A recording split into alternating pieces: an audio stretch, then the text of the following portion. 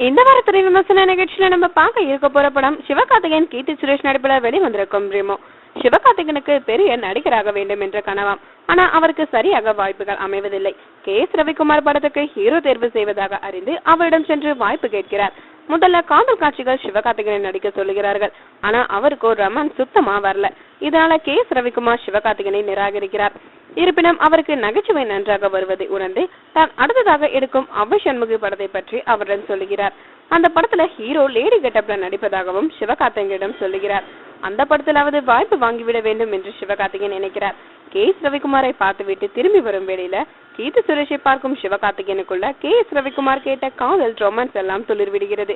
எனவே அவளை எப்படியாவது காதலிக்க வைக்க வேண்டும் என்று அவள் பின்னாலேயே சுற்றுகிறார்.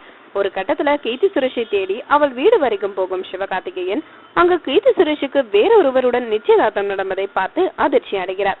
இதற்கிடையில சிவகார்த்திகேயன் லேடி நெஸ் கெட்டப்ல சென்று எஸ் ரவிக்குமாரை கவர நினைக்கிறார். உடனே லேடி கெட்டப் போட்டு சென்று அவரிடம் சென்று நடித்து காட்டுகிறார். அப்படியும் எஸ் ரவிக்குமாருக்கு சிவகார்த்திகேயனோட நடிப்பு பிடிப்பதில்லை. இதனால சோகத்துல லேடி கெட்டப்ல பஸ்ல திரும்பும் சிவகார்த்திகேயனை யோகி பாபு சில்மிஷம் செய்கிறார். இதை பார்க்கும் கீர்த்தி சுரேஷ் சிவகார்த்திகேயனை லேடி என்று நினைத்து யோகி பாபுவிடம் காப்பாற்றுகிறார். அவர் நர்ஸ் கெட்டப்ல இருப்பதை பார்த்து தான் டாக்டராக பணிபுரியும் மருத்துவமனையிலே அவருக்கு வேலை வாங்கி தருவதாக சொல்லுகிறார். அந்த கெட்டப்ல இருந்து அவள் மனதை மாற்றி திருமணத்தை தடுத்து நிறுத்த நினைக்கிறார். இறுதியிலே சிவகார்த்திகேயன் லேடி கெட்டப்ல இருந்து கீர்த்தி சுரேஷோட மனதை மாற்றி காதல்ல ஒன்று சேர்ந்தாரா, சிவகார்த்திகேயனுக்கு சினிமால வாய்ப்பு கிடைத்ததா என்பதை மீதி கதையாம். சிவகார்த்திகேயன் சாதாரணமாகவும் லேடி கெட்டப்லும் அசத்தலா அழகாக இருக்கிறார். அதிலும் லேடி கெட்டப்ல நர்ஸாக நடை உடை பாவனை எல்லாம் நன்றாக செய்திருக்கிறார். கீர்த்தி சுரேஷ் இதுவரையிலான படங்கள்ல ரொம்பவும் அழகா இருந்தாரு. இந்த படத்துல கூடுதல் அழகாக இருக்காங்க. சிவகார்த்திகேயன் கீர்த்தி சுரேஷ் கெமிஸ்ட்ரி ஏற்கனவே ஒர்க் அவுட் ஆகி உள்ள நிலையில இந்த படத்திலும் நன்றாகவே ஒர்க் அவுட் ஆகி இருக்கு.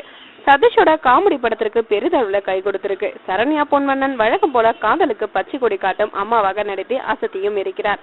நான் கடவுள் ராஜேந்தர், யோகி பாபு ஆகியோரோட காமெடியும் பரவாயில்லை. இயக்குனர் பாக்யராஜ் கண்ணன் முழுக்க ஒரு காதல் கதையை படமாக்கி இருக்கிறார். படத்தோட கதை முழுக்க சிவகார்த்திகேயன் கீர்த்தி சுரேஷ் இருவரை மட்டுமே முன்னிறுத்தி கதையை நகர்த்தி இருக்கிறார். மற்ற கதாபாத்திரங்களுக்கு அவ்வளவாக வாய்ப்பு வழங்கவில்லை. அதே போல படத்துல நிறைய லாஜிக் மீறல்களும் இருக்கிறது. பி.சி. ஸ்ரீராமோட ஒளிப்பதிவு படத்திற்கு பக்கபலமாக இருக்கு. ஒவ்வொரு காட்சியும் தனது கலைக்கண்ணால் வண்ணமாகவும் அழகமாகவும் படமாக்கி இருக்கிறார்.